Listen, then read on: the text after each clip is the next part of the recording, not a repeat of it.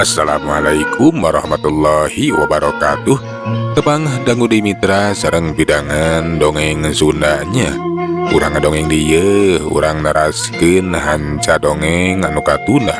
Kalayan ngebantu nyejara carios si Doclo cupu saketi guriang 7. Ieu dongeng teh karangan Mang Nyalira sok sanaos dongeng basajan malah mandar janten hiburan. Atuh kabadaya anu satya manco kan dongeng Mang di mana we ayana. Mugi sadayana aya dina kasehatan lahir sinterangan batin dilelancarekeun sagala rupinanya tong hilap dirojong ditaroelan tombol sukrep. Atuh Mang oge nganuhkeun kanu parantos like oge komen. Mangga mitra supados nyangkolong ting kana waktos urang sami-sami dangukeun kumaha atuh terasna ieu carita. Sok kaparayun sadayana.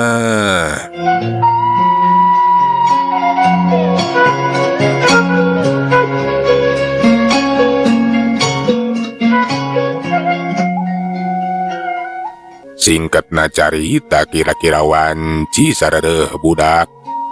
Pasukan kerajaan Darumanagara anu jumlahna aya kana 1000 urangna tenggeus mimiti kalaluar ti jero leuweung. Eta pasukan teh narumpak kuda we bari marawat tumbak jeung panah.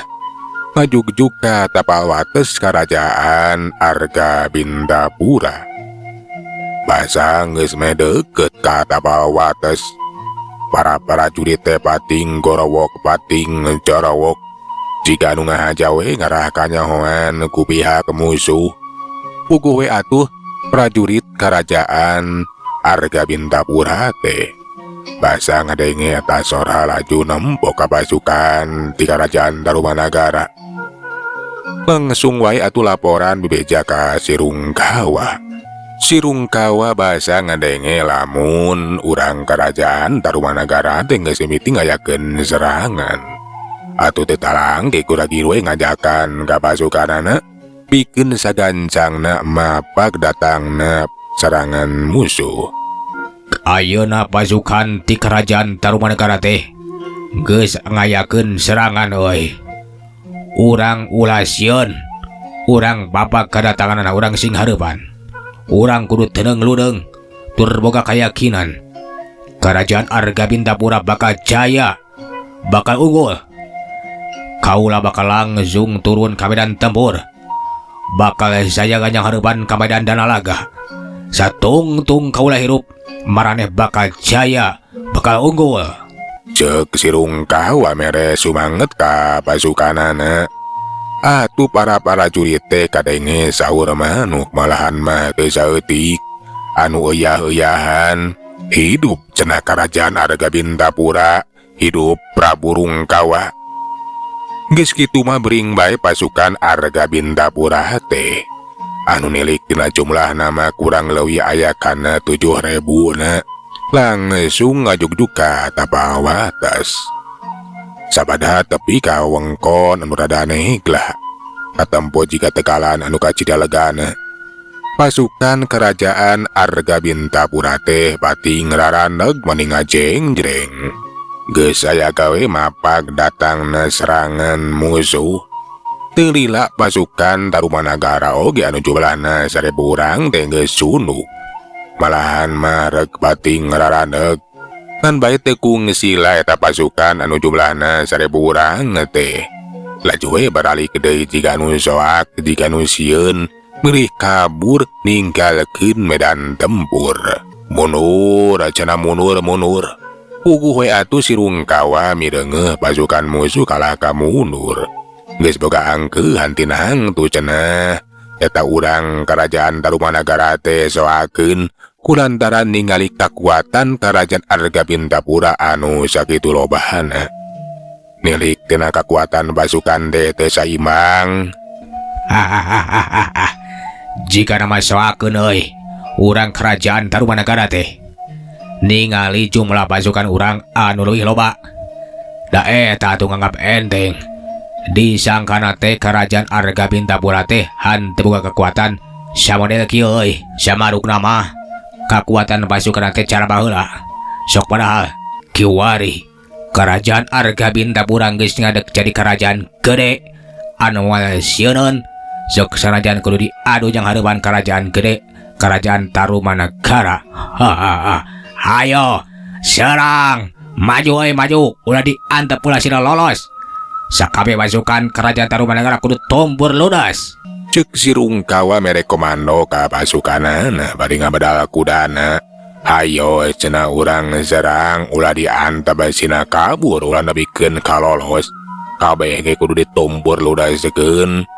Atuh eta pasukan Argabintapura teh pating beretak pating belasat ngudag pasukan kerajaan Tarumanagara anu jumlahna ukur 1000 urang. Montong kabur sia kurang ajar. Ku aing bakal dihudag. Hayo serang, serang. Ayo serang, serang. Udag, udag. Tembak kupana, tembak lepaskeun jamparingna euy. Ayo, ulah nebikeun ka lolos. Pasukan Tarumanagara anu jumlahna 1000 urang teh basa mireung pasukan kerajaan Argabintara ngudag bari ngayakeun serangan. Laju atuh pating baratek ngabadal di kudana bekina dikan we lumpat ngejat ngajauhan eta tegalan ngadeukeutan ka sisi leuweung. Teteh lausana teh luyu jeung raranjang. Basa eta pasukan Argabintapura geus tepi ka sisi leuweung. Pasukan kuda ditarek pating raraneg bari males narajang palepasikeun jamparingna pating belesat pating cariwut mapak datangna musuh. Dina kayaan kitu di jero leuweung oge pating beretak pating belesat para prajurit anu jumlahna teh lain saeutik. Malahan lamun dijumlahkeun jeung pasukan anu larumpa kuda teh aya kana 2 tikelna leuwih loba tibatan pasukan atau prajurit di kerajaan Argabintapura. Si Rungkawa atuh maneh colohoka ge teh lagi geuning cenah geus katipu, tapi sok sanajan kitu lantaran geus kagok asong perang teh geus hamo bisa dihalangan deui, geus teu bisa dipona deui. Derbay atuh perang campu teh geus dimimitian. Geus mimiti kadenge para prajurit loba nu pating jalerit. Tong terangna Surabakarang anu diadu mata ka paur mata ke sieun atuh. Keur jalma-jalma anu borangan mah. Tapi bikeun para prajurit mah geus tuman. Nyaksian eta kaayaan teh geus biasa. Silih halapati pada begalan nyawa. Dina waktu unungan sagedeung. Korban di kadua belah pihak teh geus bating golepak bating kaloler. Ngemasing pati tumakaning perlaya di medan danalaga. Mati di medan jurit tumpur di medan tempur. Ngan bae kulantaran jumlah pasukan di kerajaan Tarumanagara teh leuwih loba. Ngabalukarekeun pihakna kerajaan Argabintapura teh loba anu jadi korban. Kateter kadese. Silaka Gusti, tetela pasukan urang teh jumlahna lakung sakedik dibandingkeun jeung pasukan musuh. Kalaun kaya kieu mah urang anu bakal eleh. Kurang ajar. Tetela urang teh geus katipu, tapi ulah sieun ulah mundur. Kaya kieu mah aing kudu ngamuk. Pasukan musuh kudu dihancurkeun. Hayo siapa terawajah. Montok cicing bae deuleu. Ayeuna urang hancurkeun para prajurit musuh. Tembongkeun kahebatan urang, kasaktian urang. Kitu teh si Rungkawa bari ngagajleng dina tonggong kuda. Awak nang halayang muru ka para prajurit di kerajaan Tarumanagara. Geus kitu mah atuh laju medah teu saeutik prajurit di kerajaan Tarumanagara teh anu racleng. Dina kaayaan geus ajal binasa hatibanan ku kakuatan jeung kagagahan eta si Rungkawa. Si Patrawaja ge saruahan teu tinggaleun. Laju we atuh ngamuk nguak ngawik pasukan musuh. Mun ari sia kurang ajar.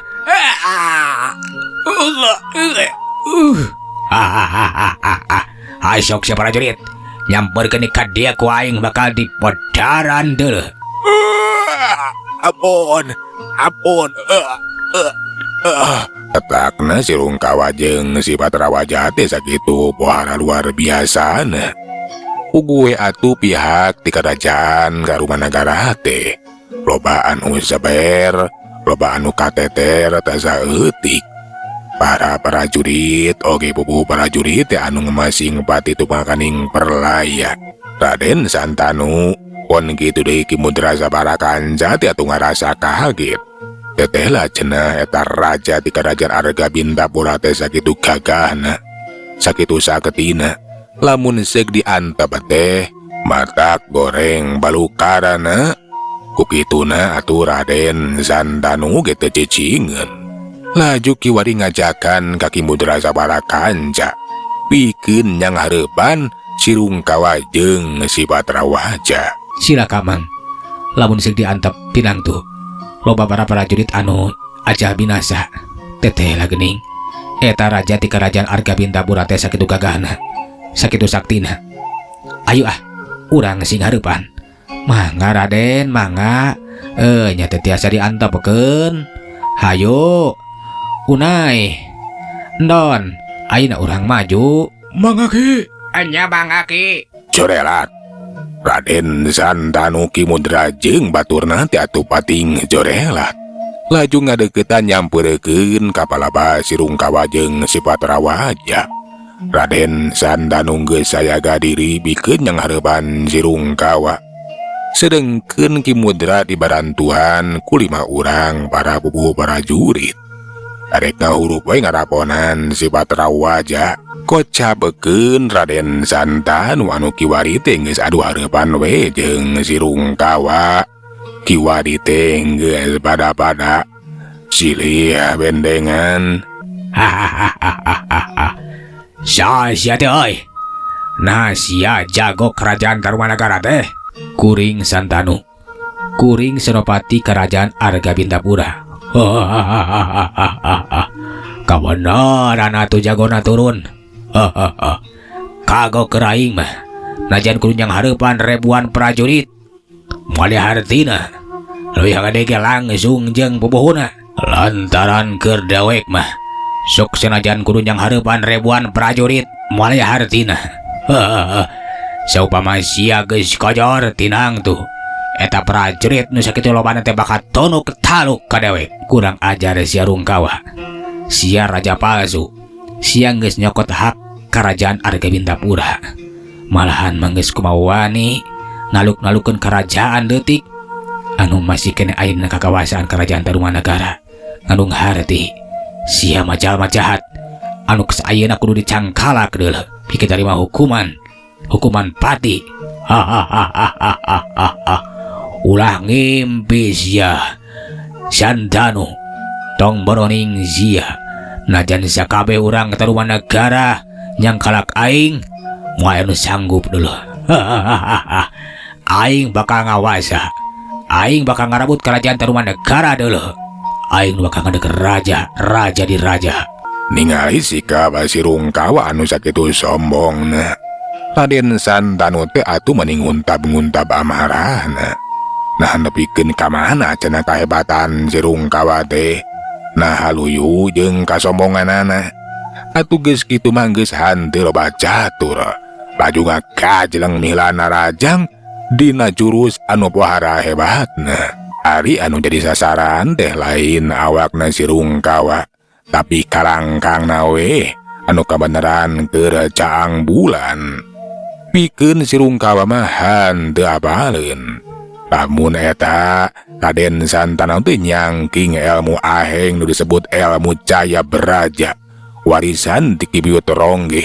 Sok sanajan anu ditarajang teh mangrupa kalangkang lawan, tapi balukarna teh matak pohara atuh da eta we.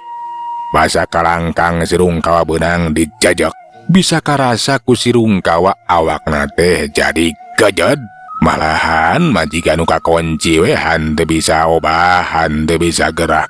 Dina kayaan kitu Raden Santanu leluasa ngayakeun panarajang. Tenggelanana nenggel pisan kana dada si Rungkawa. Cepet, jebrot. Kurang ajar sia. Munana haon. Tapi keur dewek sirung kawa. Moal elek ku ilmu sarumana kieu adalah. Sirung kawa anu ngabangkieung teu laju mancu ke ditang tunganana. Netep seukeut ka Raden Santanu. Ayeuna mah jadi kanyahoan. Lamun panerajang musuh tetete lageningan ngincer-ngincer kalanggang. Kukituna kiwari mah atuh sirung kawa teh henteu gagabah. Ulah nepikeun ka kalangkang teh kabeunangan. Malahan mah kiwari geus masang jurus ampuna dina tata gerak silat jurus nagawiruna. Basa Raden Santanu ngagajeleng narajang deui anu dialate kalangkang. Kiwari mangan sacorelat. Sirung kawa geus ngacorelat tingkahan panerajang. Bari awak teh ngalayang. Ramo-ramona anu saradeukeut teh arek nyakar kana beungeut Raden Santanu. Tapi Raden Santanu ge henteu cireureun. Laju atuh miceun beungeutna plos. Samberan cakaran sirung kawa teh nyamos ukur nyakar kana tempat kosong.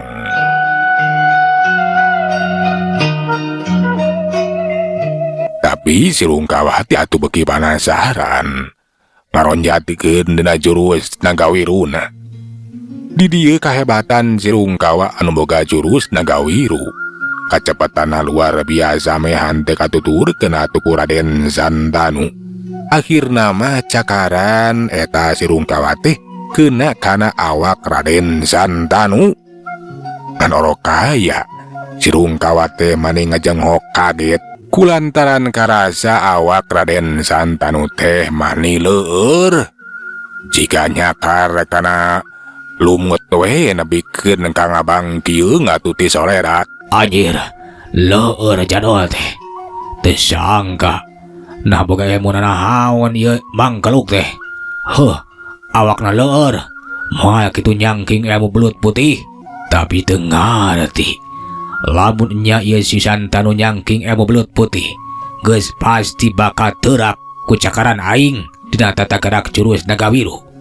Tapi nah ieu mah teu bisa katembus. Ngandung harti lain ilmu belut putih jika nama, tapi ilmu sajen.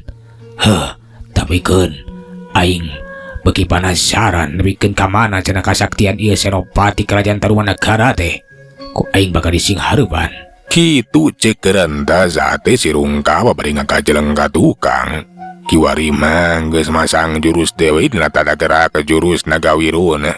Sedengkeun ari Raden Santanu beuki yakin percaya diri kana ilmu cadas lumutna atawa nu disebut ilmu weduk cadas lumut. Kunaon si Arung kawa? Jika nu kaget lantaran awak aing teh leueur. Aing mah henteu kaget sia Santanu. Tapi beuki panasaran nebikeun ka mana kasaktian senopati Tarumanagara teh euy. Hayo urang teruskeun di tarungna deuleu. Aing oge bakal nembongkeun kasakten anu bakal bisa mapakan kasakten sia deuleu. Kituna teh bari ngagajeleng milaan dina rajang dina jurus nagawiruna. Ngan baik kiwari mah dibarengan ku ajian ilmu beraja ludira. Anu boga kakuatan racun anu pohara luar biasa nah. Tapi eta Raden Santanu ge sureuti. Lamun kiwari musuhna teh geus ngagunakeun ilmu atawa kakuatan hanteu wani gagabah. Datangna panerajang teh hanteu diantep. Laju dipenung we atuh ku sapasang leungeuna. Gaduh, yes, carek-cek. Duana teh pati ngejarek-cek. Karasa ku Raden Santanu dadana teh mani sasek. Jeung deui ka ambe mani bau pengar. Bau racun anu kacida kuatna. Sadar kana kayaan laju musirkeun tanaga jerona. Pikeun ngusir hawa racun tina ilmu beraja ludirana sirung kawa. Kiwari mati balik.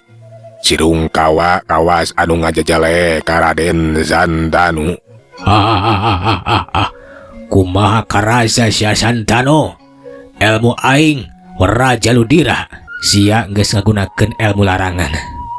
Tapi keur aing moal arek sieun najan sia nyangking ilmu beraja ludira. Keur aing hawa racun mah aya pangaruhna deuleu. Ulah sombong sia Santanu. lamun seuk tenggelan aing nenggal kana awak sia, najan sia dilapis ka kekuatan anu bisa ngajadikeun awak sia teh leueur jiga belut. Tapi hawa racun moal bisa leungit deuleu, bakal bisa nembus kana awak sia. Kayak kieu mah aing ulah nepikeun ka kabeunangan. Jeung deui kudu ngincer kalangkang si Rungkawa. Enya ku cara kitu aing bakal luasa bisa ngasupkeun Panarajang. Kitu ceuk sate Raden Santanu teh. Kiwari mah bikeun yang hareupan si Rungkawa teh arek kandalekeun ilmu pangenteng badan, ulah nepikeun ka kabeunangan ku tenggelan musuh anu nyidam kakuatan hawa racun anu kacida kuatna. Atuh kentak Raden Santanu teh ngacorelat kiwari mah mihana Rajang anu diencer tajalian ti kalangkang si Rungkawa. Ngan baik kiwari mah henteu gagabah. Dina ngayakeun Panarajang teh make gerakan tipuan, si Rungkawa ge atuhan teu surti lamun anu bakal ditarajang teh tajalian di kalangkangna. Basa tenggelan leungeun katuhu eta Raden Santanu bisa disinggahan. Manoro kaya jajakan cukup katuhuna Raden Santanu teh bisa ngonci kayaan eta si Rungkawa. Awakna teh jadi kejedwe. Cara tadi teu bisa diobahkeun. Dina kayaan kitu pikeun kadua kalina Raden Santanu kiwari mah ngasubekeun Panarajangna. Ngan bae di dieu kiwari geus museurekeun sakabeh kakuatanana hayang mungkas lumakuna eta tarung. Hiuk jebrot tenggelan Raden Santanu teh nenggal pisan kana dada eta si Rungkawa. Napikeun ka awak teh ngacengkang. Tina sungutna jebrot ke ti anu masih kene seger. Kedabut si Rungkawa teh rubuh maring lemah dina kayaan ajal binasa. Ningali musuhna geus ajal binasa, Raden Santanu ngarasa regreg. Atuh laju nyambatkeun merhatikeun kayaan Ki Mudra Sabarakanca anu keur ngaraponan senopati ti Karajaan Argabintapura nyata si Patrawaja. Barang ditingali teteh lah si Patrawaja teh kacida gagahna sok sanajan dihurup ku Ki Mudra Sabarakanca masih kenena tetep tagen malahan mah bisa ngalawan ngagunakeun ilmu beraja saketina atuh katempo. Ki Mudra teh pating karajleng ingis katibanan ku eta kakuatan beraja saketi anu wahara luar biasa na galagar jelegur kadenge. Sora nu gagara bating ngajelegur puguh we atuh pikeun Raden Santanu jadi hariwang. Laju marentahkeun ka para prajurit anu sejena bikeun mirumantuan malahan mengagunakeun jaring pikeun nyangkalak eta si Patrawaja. Jeleng-jeleng prajurit anu marawat jaring teh pating kerajeleng bari arek karungkupkeun jaringna. Puguh we atuh si Patrawaja teh jadi kawalahan. Sokomo bahasa awakna geus beunang ka jaring mah. Ngan bae memeh para prajurit ngayakeun tindakan ka si Patrawaja. Kadenge sora anu nyakakak nu tayalieun ti si Rungkawa. Anu hirup deui sok sanajan geus ajal binasa.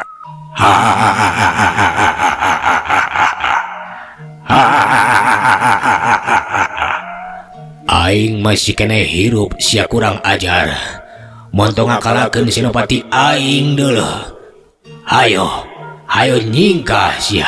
Sorana teh manehan daruan mata keung atuh. Prajurit anu arek matakeun di jaring. Bari jeung arek matakeun tumak teh bating kerajeleng. Malahan mah Raden Santanu oge atuh ngarasa kaget. Tetela si Rungkawa teh bisa hirup deui. Euleuh mitra waktos nagening parantos teu nyakapan. Sagala urang tunda jajar carita si Doaselo dugi ka dieu. Urang teraskeun dina seri anu salajengna. Atuh manganunkeun dina sadaya paratosanana. Hapuntenna tina sadaya kakiranganana nya mangundur. Assalamualaikum warahmatullahi wabarakatuh. Cak.